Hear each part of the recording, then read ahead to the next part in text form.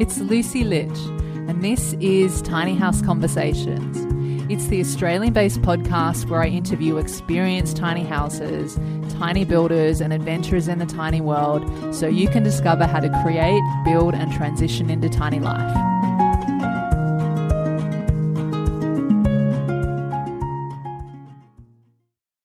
Before we get into the show, I want to know something. Are you a tiny houser, and would you like to share your tiny house story and experiences on the podcast?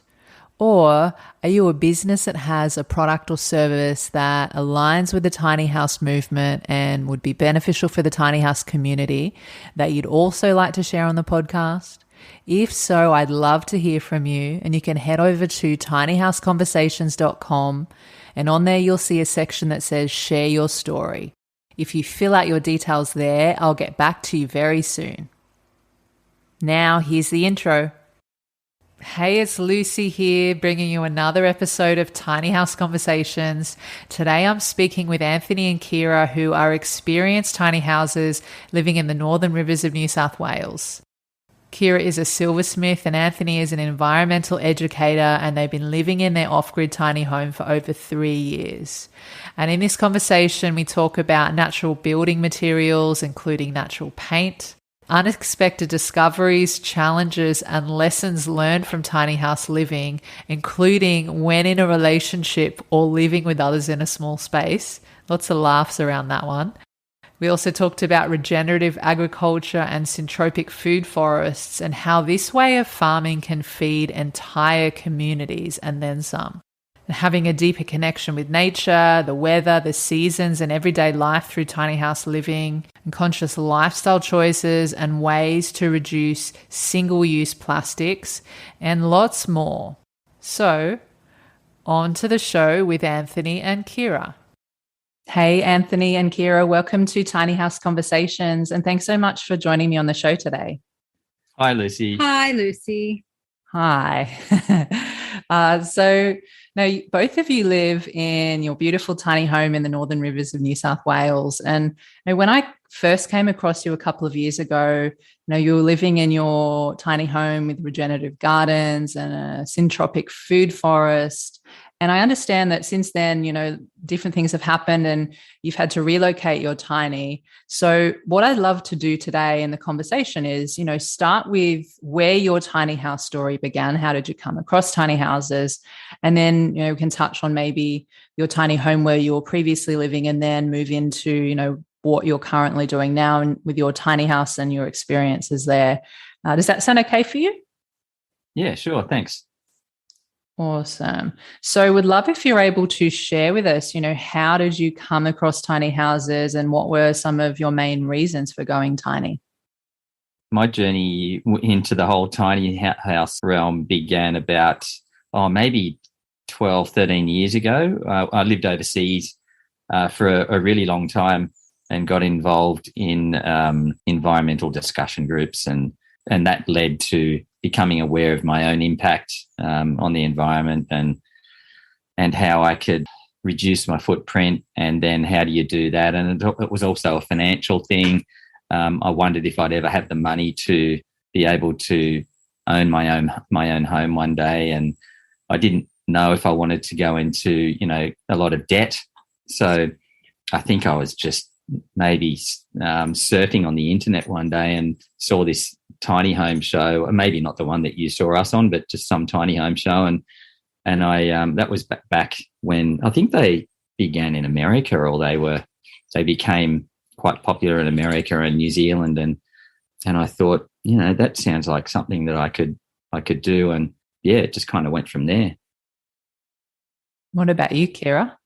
Yeah, I had been looking at them for quite a few years. I had a series of interesting life events that led me to put my property on the market. I had a little house and shed on a quarter-acre block in the village, and I needed to get out of the village and have the house on the market. So I actually bought a caravan and put it on a friend's property high up on a ridge, like fully in nature, and with my 2 dogs and cat. and had this incredible 18-month journey of living very connected to nature. And that was a turning point for me because I realized that was really more of how I wanted to live, you know, following the sun and the weather and going and gathering your firewood and living in harmony and closely and in feeling to the landscape around me was felt the most natural way of living to me. So obviously I understood that a caravan was not going to be a permanent solution. It was a really good interim solution. And I spent that time looking at different types of tiny builds. You know, I looked at the containers and I looked at little log cabins and I looked at the tiny house on wheels option and had plenty of designs in all those different options stashed in my little book as possibilities moving forward. So Kirra and I met about, was it nearly 5 years ago, here in the village. They have a festival called the O Heart Festival, which is about conscious living and environmental awareness. Yeah, yep. Lots of folk music, and we just started chatting, and I guess that was where our relationship started because at the time I was travelling with my educational program and I was away a lot. And I was also, while I was travelling around Australia in my camper van, I have a VW, a T4 transporter, and I'd been living in it for a few years. I'd been checking out different tiny home builders in different parts of Australia just to see what they cost and what they offer and all those kinds of things. And in one of our many conversations over the phone, Kirra and I talked about tiny homes, and we both, you know, realised that we were both interested in the same thing there. And as the years went on, a few more years went on, I decided I'd like to buy one. And so we found our designer, who fortunately wasn't too far away because, you know, they're everywhere these days, but this one was up on the Sunshine Coast, so it was only a 3-hour drive from where we are in the Northern Rivers. One of the reasons I really liked this tiny home company was because they were the only one that allowed a lot of input with design. In fact, some of the others I'd seen, one down in Victoria and one in Sydney, one on the south coast of New South Wales, they said, this is it, and you can change the colour and make a few alterations, but this is it, sort of thing. And we're talking a few years ago now. I realise it's probably changed a lot now, but these guys up on the Sunshine Coast were pretty amazing. They said, listen, let's just start from the beginning and let's design it together. And that was really fun, you know, being able to design your own home and within your budget and add this in and add that in. And we were also very conscious of wanting to have a home with as little toxicity as possible, as no plastics and synthetics, or as little as possible, and non-toxic paints and all these other things. And these guys were happy to accommodate there. And often these things cost a bit more, but we're really, really happy we went down that path now and discovered different types of materials that were going to be healthier for us and healthier for the planet at the same time. Absolutely. So, I love that you both connected over tiny houses, and I feel like I just resonate with so many things that you're both talking about there, like, you know, being immersed in nature, what you were sharing before, Kirra, about your earlier experiences. And then also, Anthony, you're talking about like the natural building materials, and just it really is this holistic way of living and being, and you know, reducing our footprint as much as possible, but also creating this like healthy home environment that, when you're talking about customizing it to exactly what you want, down to the paint and to the light bulbs and to the building materials and all those things, is like really making it exactly how you want it and putting your own essence in it. And I think that's really, really beautiful. And I'm wondering what size is your tiny home? It's 7.2 meters long by the usual 2.4 wide, and height. I always forget this. 4 meters high, because we have 2 loft bedrooms, one at each end. So it ended up it's larger than the average tiny home, but I feel as though it's the perfect size for us.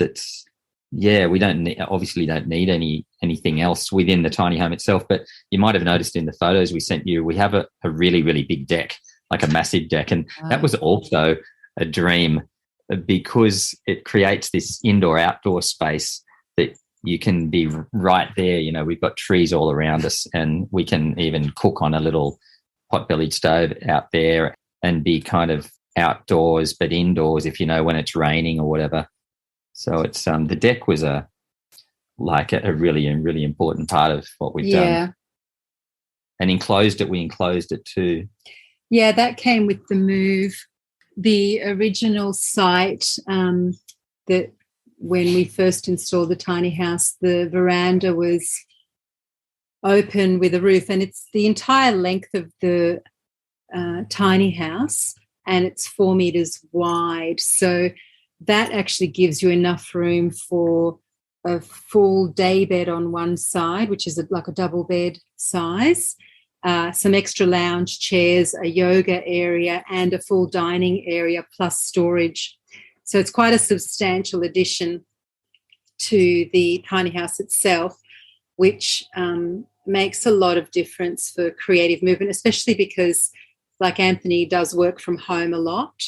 And so then he'll have his workstation set up in one area. And then if, you know, I'm here, his daughter Becky now is here as well. And it gives us different options of if each of us need to work or read or have a conversation, that we've got a number of places to sit rather than just the one area. Mm-hmm. But the reasons for it also enclosing, I never really thought that we'd need to enclose the veranda just on that, we were able to construct the veranda. Okay, we were able to deconstruct the veranda, the entire veranda from the original spot. And the veranda was already made from recycled material, 95% recycled materials. We were able to deconstruct it and then reconstruct it and not have to really maybe have to buy a few extra little things here and there. And we were really conscious of wanting to use recycled materials to enclose it. Mm. And one of the things that happens up here in the Northern Rivers, especially here in the valley that we live in, there are really, really thick fogs in the morning, which last a really, really long time. And we found which makes everything really, really, really wet. Things would it was actually like it had rained indoors. And It happens day after day after day. Yeah, like everything. We ended up having to cover the day bed and a whole lot of other things just to stop them being covered in water from the fog. And then the rain, when it's rainy and windy, the rain would come in 2 to 3 meters on either side. And so we ended up, another thing that happens in the Northern Rivers is mold. And if things aren't kept dry, well, then it just molds. And Kirra has an allergy to mold. So we thought, let's just enclose it. And it's solved those problems. And we did it just in time for the weather, the weather event that we've been having up here. Into our lives, yeah. Thank goodness for that. Like, literally. And that was a fun exercise because we really wanted to source as much of the building materials as possible. And so we're talking the top section is all windows, and a lot of them are casement windows, like the old school style, and then tin along the bottom. And then we've just used a bit of hardwood floorboard paneling in between to create the framework. We have an excellent local builder who would come and work every weekend. And, it's a really cool space. It's a really cool indoor-outdoor space. And having the windows and all the way around, you're still seeing all your trees and you're watching all the birds and you're hearing all the noises, but you still got the protection that you need from the environment. And you can dry your clothes. Multi-purpose. Yeah, it's just, I guess, for people who are listening who may not have built their tiny home, there are things that you discover that we've discovered, and it's drying clothes is one of the things, especially if you have a long period of wet weather, and if you're off grid and you're on solar. Yeah, so those kind of things, just having somewhere else to be where the other person isn't. Like if you're in a relationship and that's a big one, isn't it? For or just to have your own space for a little while. It is nice just to have that other space to be. That's so funny. You know that speaking to many different couples living in tiny homes, that's something that always comes up. It's like, oh, we didn't necessarily think about this before, or we didn't know what it was going to be like. And to have your own space somewhere that, you can just go do your own thing for a bit. And I guess it's cool that you guys have done the deck and you've kind of expanded out, because maybe you can also use that for that purpose too, like someone's inside, someone's outside, or whatever it might be. And you mentioned as well, so you're talking about like the refurbished, repurposed building materials, and you're talking even down to the paint, because I'm someone that when my tiny house is being built, that's something that I'm super particular about. I know about the VOCs and the off-gassing and all the other chemicals and stuff. And so that's one thing that I've already made sure that I can have done in my tiny home. And I'm wondering for you, was there a particular supplier that you went with? Yeah, people might like to know if it's something that's they're interested in for their tiny as well. Well, our builder actually sourced the paint. We just asked him. We said we want chemical-free paint, non-toxic paint, and he sent us like 3 different ones to choose from, which was good, and we just chose one of them. And they are always a bit more expensive, but when it's a tiny home, there's not much to paint, so it doesn't really add that much on to the price. And the other thing I was really happy about were the floor coverings. How it's normally there'll be kind of a fake timber, plasticky kind of floor covering in a lot of places. There's this new thing called marmoleum, which is like the olden day linoleum, but it's made, I checked it out, it's 98.5% natural fiber, and it's really, really hardy stuff. Like, it's amazing. And they say if you don't like it, if you want to send it back, they'll recycle it into new marmoleum. So it's fully recyclable, as well as being 98% natural fiber. Amazing. So that's something you can use for floors, you were saying? Yeah, floors and like stairs. I think they might even have it for cupboards as well. But they have a website, and they've got so many different colours and patterns to choose from as well. There were hundreds of them. Oh, that sounds amazing. I'll put that in the show notes. I'll get the link for that. So if anyone wants to check that out, that sounds really great. And did you do you know which company you ended up going for the paint, or you don't remember at the moment? No. We could have a look. I'm pretty sure we've still got the containers under the house, and let you know. If it's not too much trouble, because I know that there was one up in Byron your way. Rock Coat is a good one. Rock Coat? Yeah, Rock ROC? Coat. ROCKCOTE. Okay, I haven't heard of that one before. It is excellent. Yeah, no, definitely check it out. Awesome. Because I know I've been looking at bio paint, and then there's also one that was up in Byron Bay, I think, E-Color or something like that. But I know there's a few that do it, so it's cool to just get recommendations.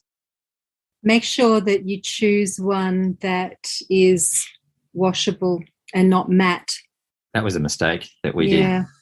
We chose a matte paint, and then it marks really easily, and you can't wash off the marks. So there's lots of touch-ups. There's 6 monthly touch-ups, which, thank God there's not a lot of wall, because we have so many windows. We really went for a lot of windows, which is brilliant. So I've actually done the exercise and repainted the entire house in one afternoon while Anthony's out on the road.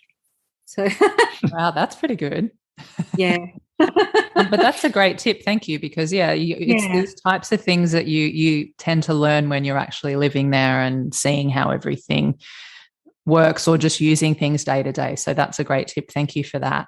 And is are you fully off the grid with everything?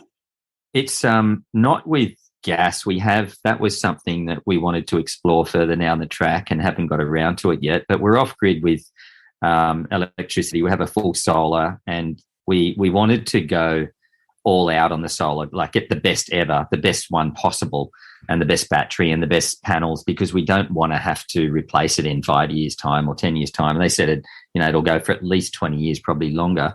And it's an amazing system. So we spent, I think it cost nearly $10,000 for our solar, and that was fully installed.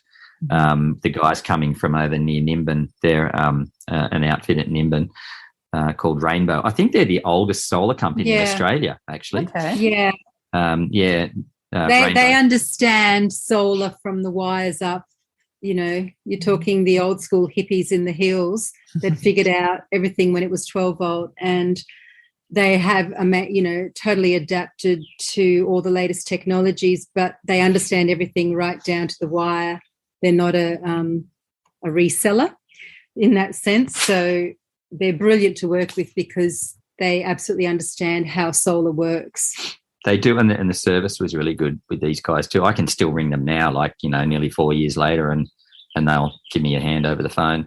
Yeah, so that the solar is one, and we wanted to have a composting toilet, and that's been amazing. The composting toilet, I didn't realise how great it was going to be and easy, and we have 2 water tanks. We bought a second 10,000 litre water tank because we'd just come through a really long drought back in, was that 2019? Yeah, the bushfire year. Mm-hmm. So we thought, okay, let's get another tank. And so we've got 2 10,000 litre tanks and a really good composting toilet that suits 2. There's a third adult, my daughter, living with us now, and it's fine to have 3 people as well.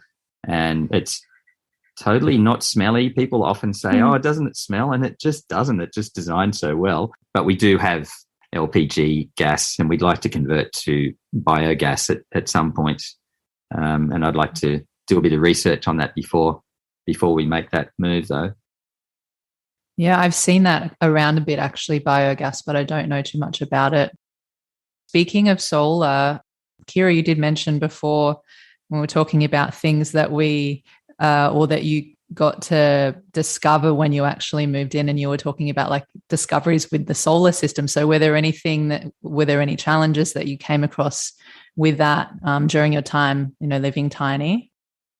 Mostly it's been fine. I think one time I got excited about running a dehydrator, thinking, oh, it's just a fan.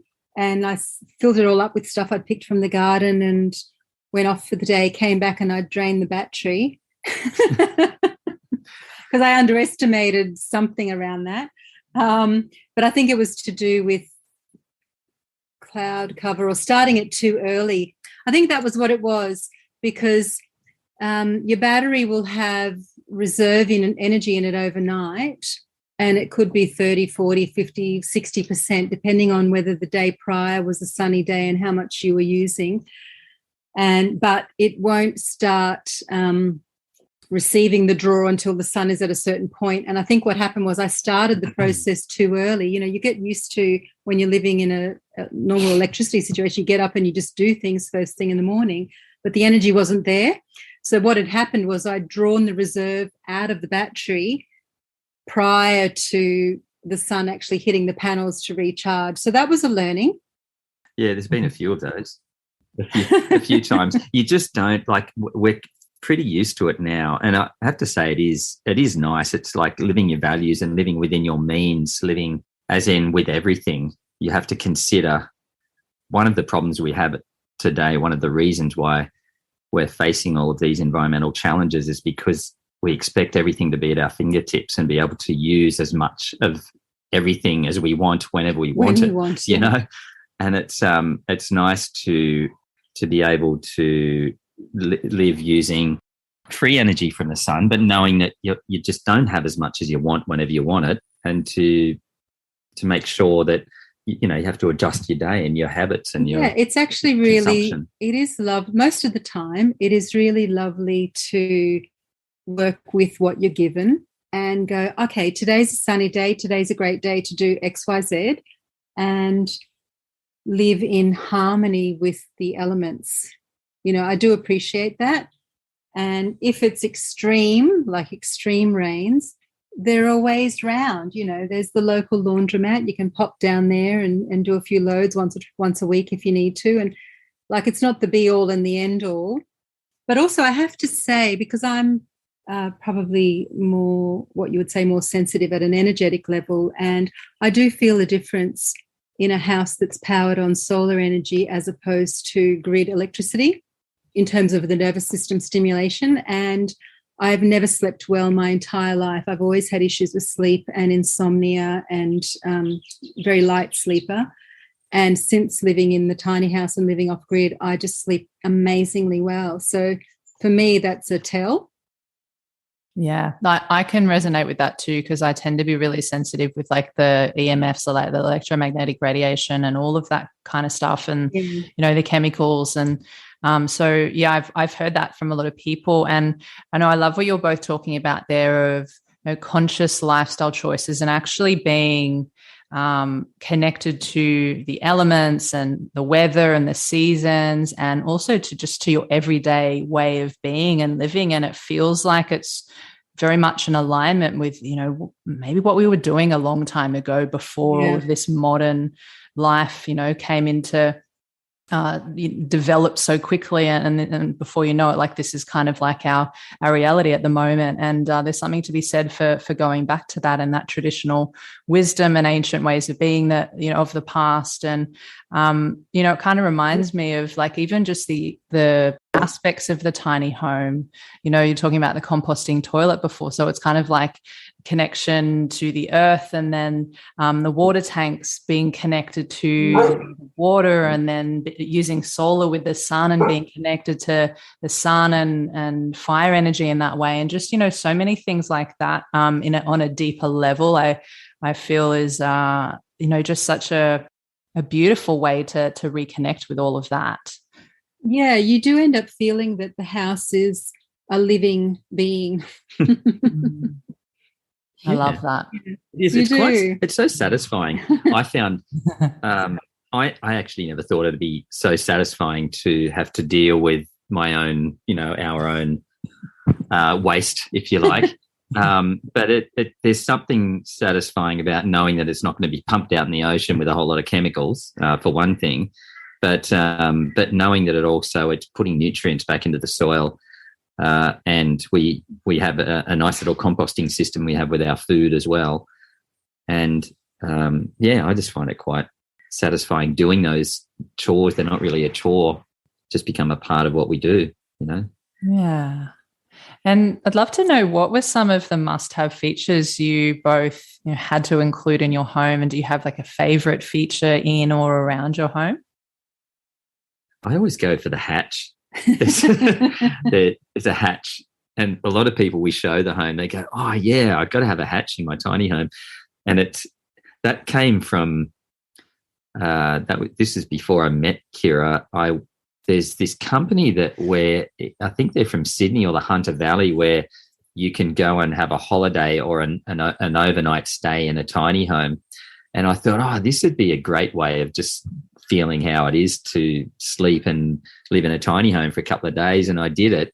And they had a hatch in the ceiling, and I hadn't even thought about having a hatch.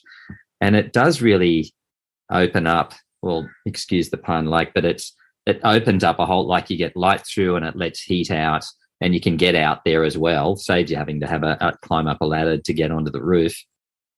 But yeah, you can see the stars through it when you go into sleep at night. It's maybe my favorite feature. Yeah, it's really good at letting the hot air out, especially after cooking and things like that, because as we know, heat rises, and that's where the beds are. And being able to have a quick way of releasing that heat is really brilliant. I would have to say my favourite feature is one of the newest additions to our tiny house life, and that is the outdoor bath. It's very special. So we built a little add-on outdoor bathhouse, which is basically an L-shape frame with tin and a little roof that connects to the main house just below. And we've got a lovely brass big wide shower head that I got on Marketplace, and a proper clawfoot bath, all Marketplace, of course, and a wash basin, and it's all plumbed with copper and brass, and it's absolutely divine.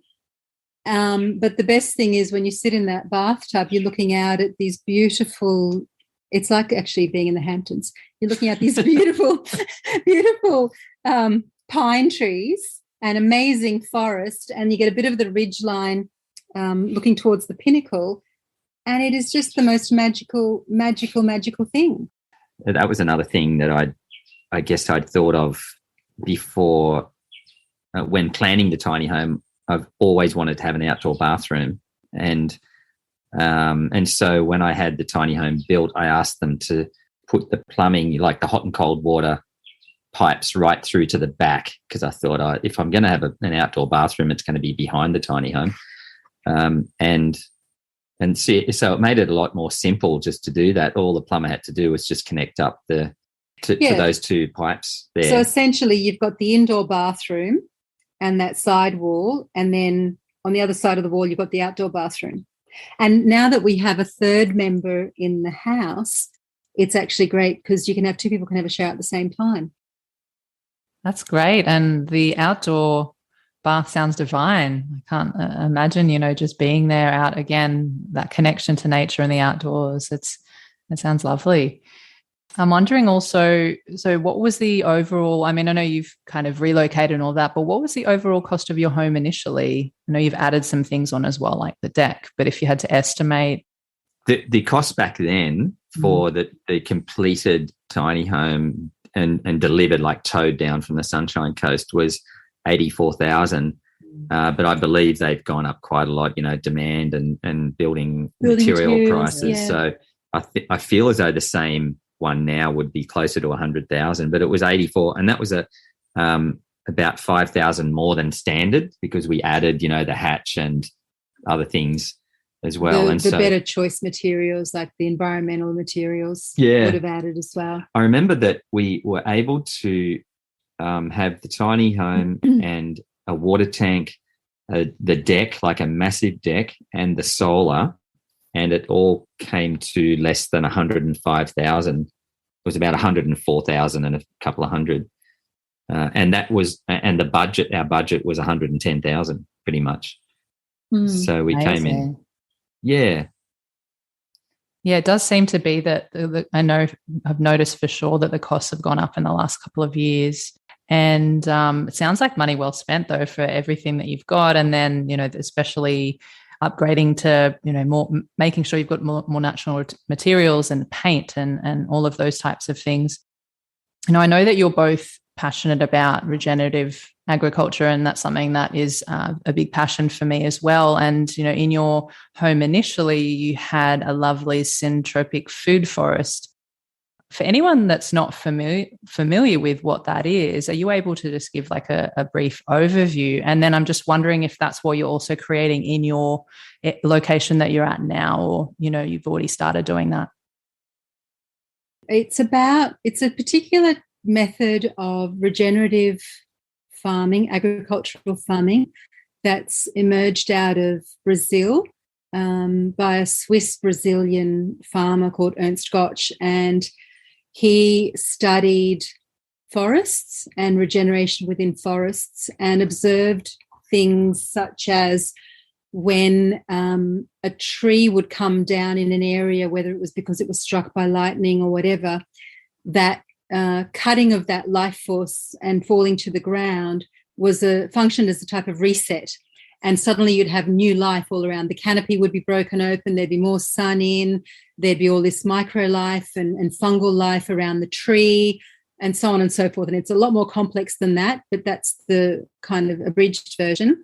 And so basically he's developed a system that simulates that to speed up the natural process that would occur in a forest over a long period of time. We're talking, hundreds of years, because lives of trees are substantially longer and a different time span to human life. He's adapted some of these scientific processes or scientifically measurable processes that occur in natural forests into an agricultural system to speed up processes in which microbiology grows in the soil, regeneration happens. There's even hormone bursts that go through the networks of the trees and surrounding plants when pruning happens. So say when animals come and graze and pruning happens, that stimulates a circuitry away from the aging and degenerative process and back into regeneration. So that's how I would describe syntropy. It's the opposite of entropy. And so we've got a beautiful friend here who teaches this method, and we got to spend some time with him, and he helped us establish the original gardens down the bottom. And then when we moved, we had a very short period of time to relocate. We had about 55 trees that were year's growth, and we literally dug up and transplanted those 55 trees over the course of 2 weeks. And only one died.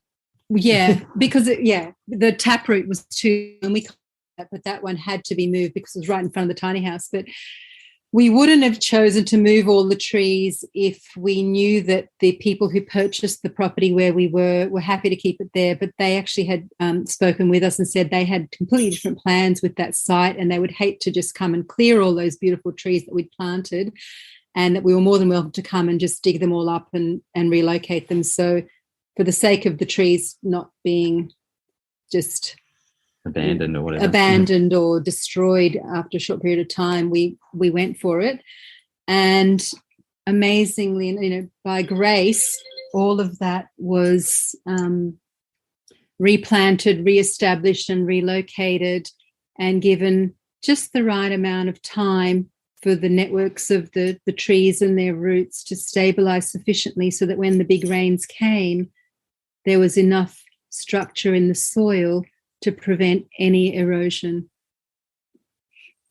Yes, in tropic farming, it's pretty amazing. I hadn't heard of it before, but it's really creating a future food forest using natural systems. And this guy's really thought it through. I think he lived in a forest or something for a decade or two and just studied it, and so worked out how to speed up that process. Yeah, and so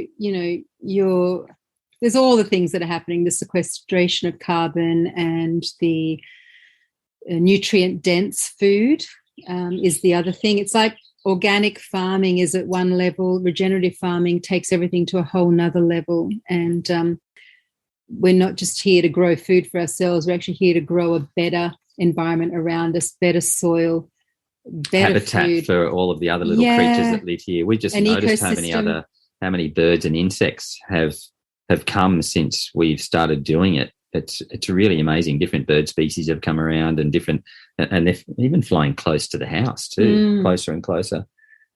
So it has amazing benefits, and we can eat from it as well, which is fantastic. We are feeding a lot of little other critters out there. There's a bandicoot that's been going pretty crazy he pretty much ate 90% of our cauliflowers last season. But you just kind of live with God that. love him. Oh, sounds like many different beings are benefiting from it, and it's this beautiful symbiosis of what we already see in nature. And I guess being able to be a part of that through this type of farming, I think is such a solution for the future. And do you feel like, just having had that experience on your own land or where you're part, do you feel like it's something that can be replicated on a bigger scale? Oh, yeah, absolutely. For sure. Yeah, that's one of the things he said. He said you could do it if you've just got a house in a normal urban in Sydney or Melbourne or somewhere like that. You could do it on 2 square meters, or you could do it on 100 acres, whatever you want. But you wouldn't need to do it on 100 acres, because the amount of food, we're just blown away by the amount of food. We have about half an acre here under cultivation, maybe. And not even all of it is really established. And we've got we've got 20 banana trees, and 5 of them have now produced a bunch of bananas. One banana bunch has 100 bananas on it. So we're soon going to have 500 bananas.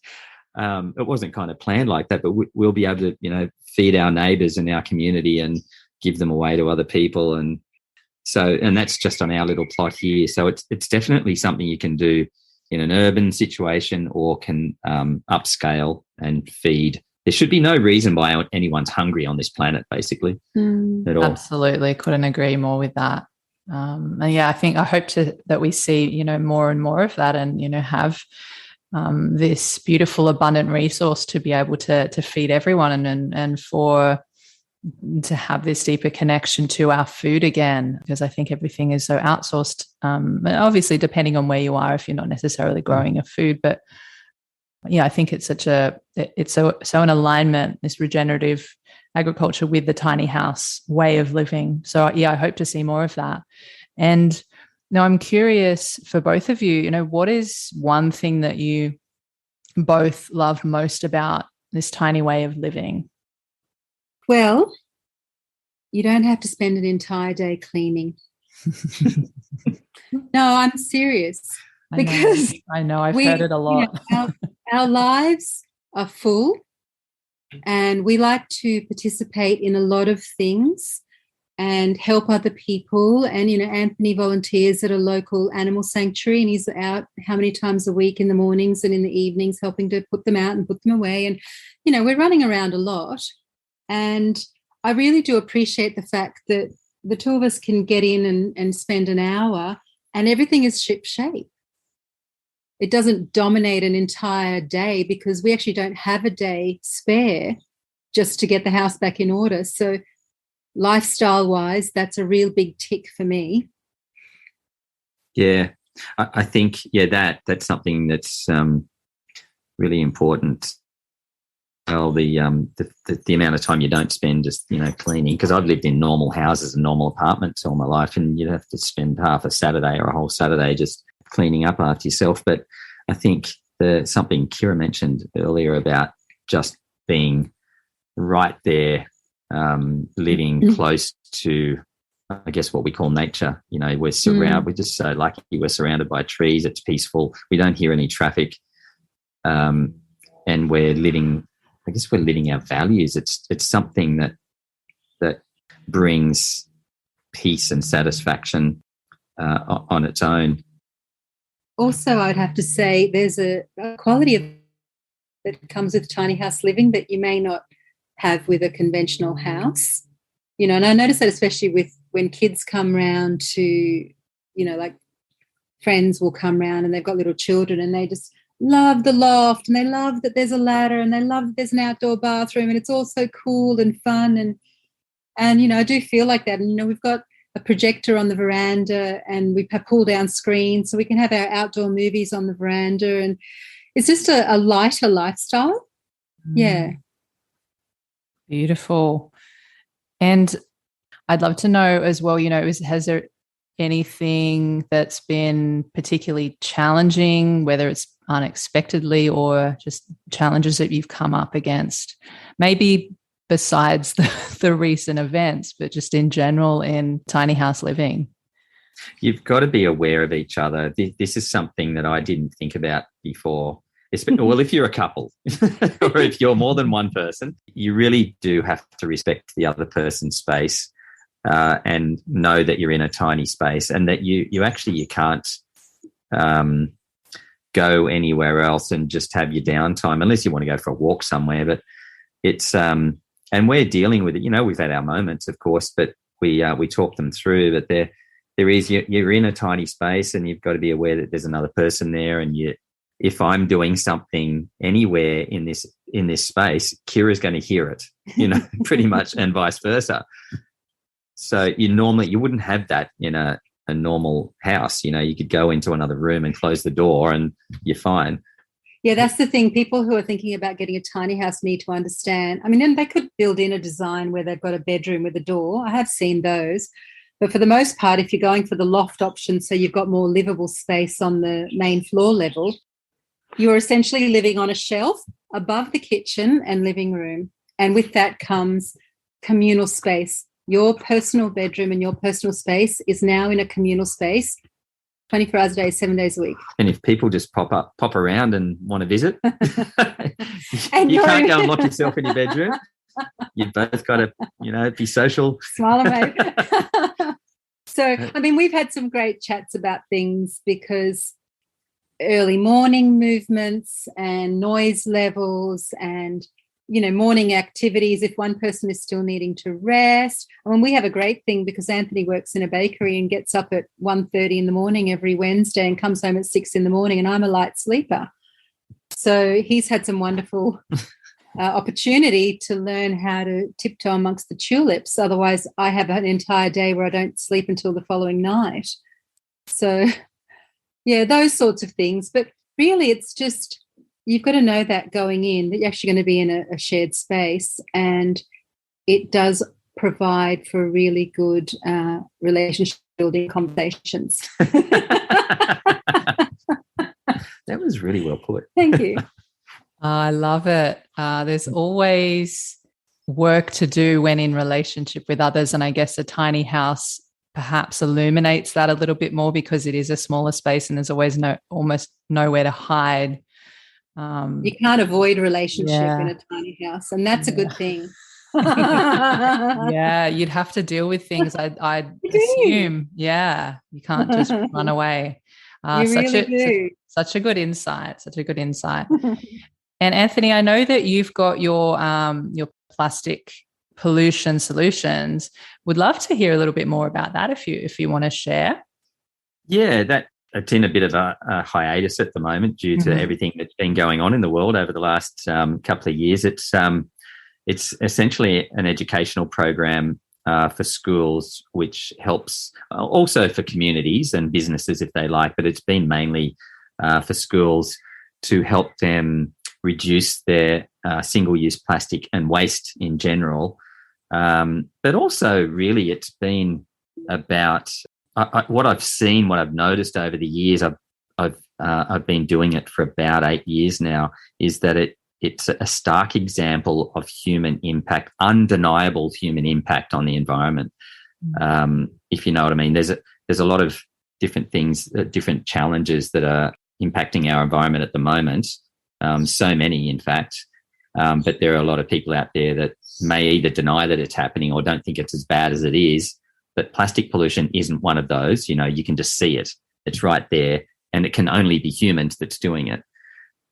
So it's in a way, it's an opportunity to show little kids that, you know, humans haven't been living in right relationship with their planet, and that that there is a solution. It's not one of these doom and gloom scenarios. What can we do? You know, it's really, really simple for anyone of any age to be able to address this issue and be empowered to help their friends and their family do the same thing.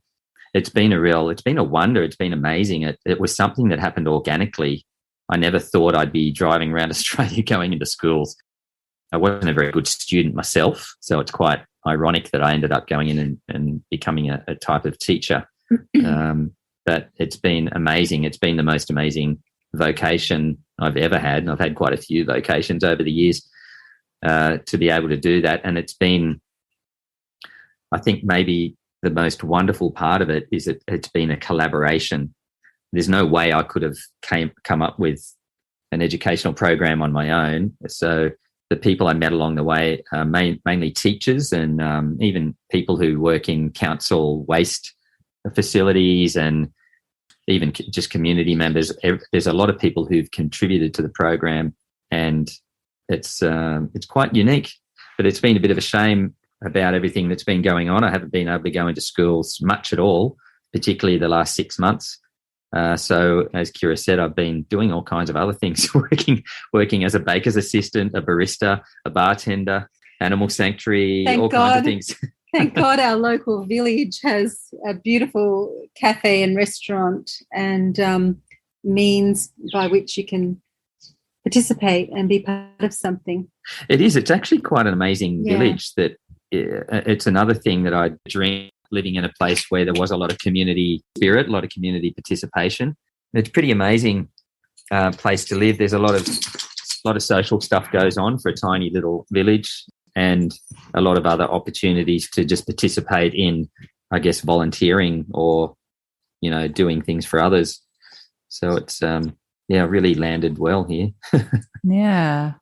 And, you know, it sounds like a wonderful offering that you were giving back to the community and teaching about the plastic, because I agree it is something that is just everywhere. We can see it. And, you know, even just something like if everyone stopped using plastic water bottles tomorrow, you know, they wouldn't be able to there wouldn't be a business for them. There wouldn't be a market for them. And just like these small and simple things, you can start with little things in your own home, and then that contributes to big things on a collective and national, community, global level, all of that. So do you have maybe like one tip around that someone can do in their home tomorrow, or anything that you guys do maybe?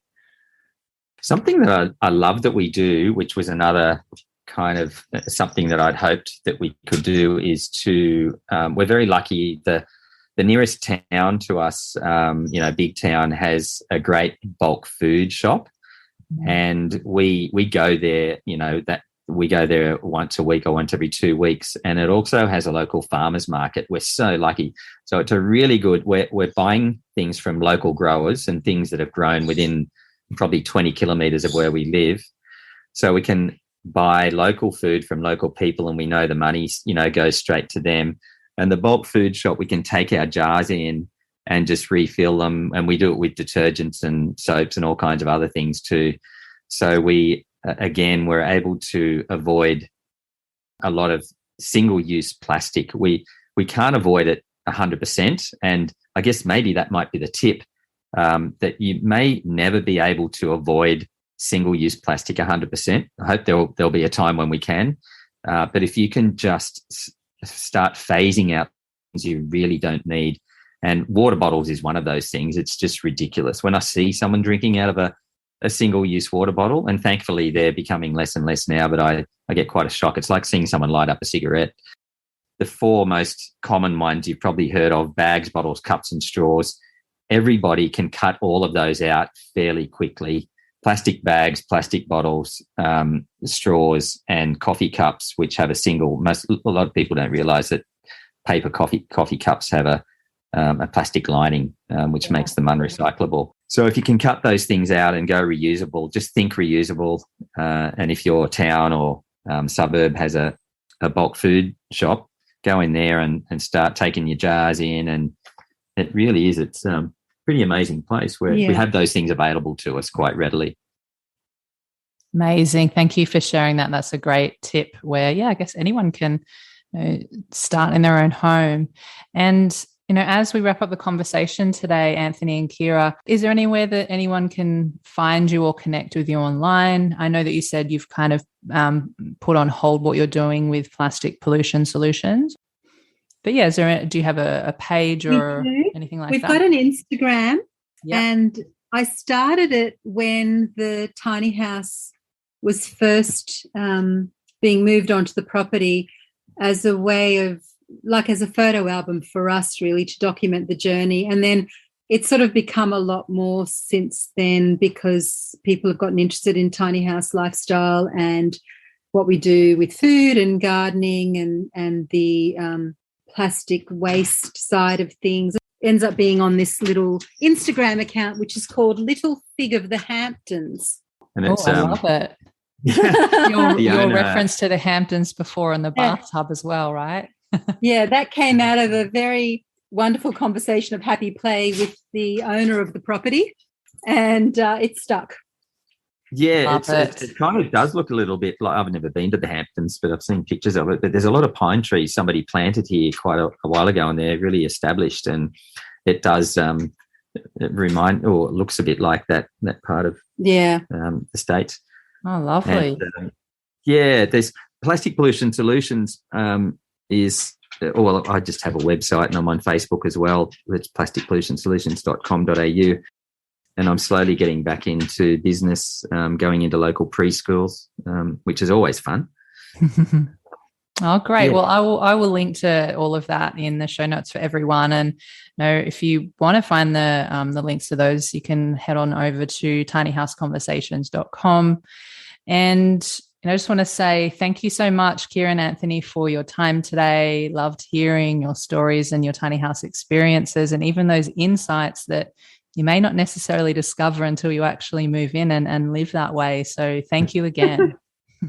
Yeah, thanks. No worries. It's been a pleasure being a part of your podcast, and well done for doing what you do as well. I'm sure it's going to be a great benefit to a growing amount of people, because it is a growing amount of people who are wanting to go down this path now. So I'd say well done, a fair Lucy. few more after recent events. Yeah. Yeah. Absolutely. Well, thank you so much for saying that. I really appreciate it. And I guess it's like my contribution back to the tiny community, because I've, received so much from them, just from how generous everyone is of sharing, their journeys and what worked and what hasn't worked and their stories online. So I can't wait I definitely agree it is growing, and I can't wait to see what happens in this space. So it's great to be a part of it with you both. And if you're listening to this episode at home, thanks so much for taking the time to hang out with us. If you want more Tiny House conversations, I release new episodes every Thursday. So until next time, we will see you then. Hey, Tiny Houses, thanks again for listening. And if you enjoyed the conversation today, you found it valuable, and you want to support the podcast, the best way you can do that is to share the love. That way I can keep bringing you more tiny house conversations to help you on your own tiny journey. So here are 3 ways that you can support the podcast. Number 1, if you have a friend or family member that you feel would benefit from hearing these conversations, feel free to share it with them, email them, text them, send them a telegram, do whatever you need to do to share it with them. Number 2, if you hit the subscribe button, you'll know exactly when the next episode is live. And number 3, if you head on over to Apple Podcasts or wherever you're listening to podcasts and leave a 5-star rating and review. Thank you so much in advance. I appreciate you, and I'll see you in the next episode.